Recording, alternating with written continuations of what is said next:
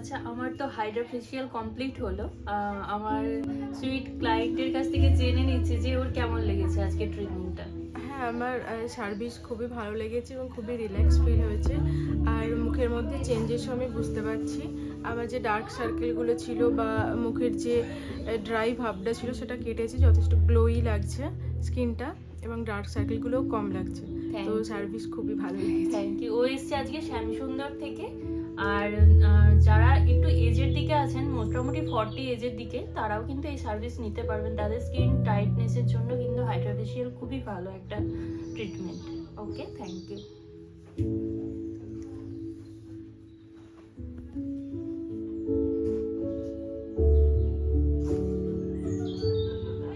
Hello Sayani.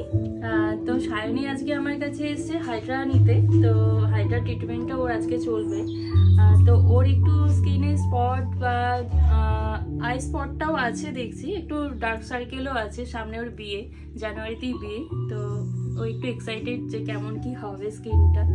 তো চলো দেখি ওর স্কিনটার লাস্ট কি রেজাল্ট হয়। ওকে।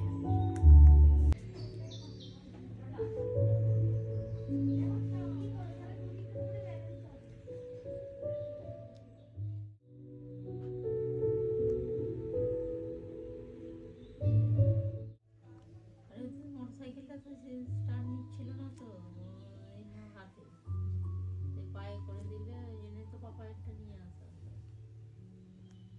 দেরি 8 ঘন্টা দেরি হলো।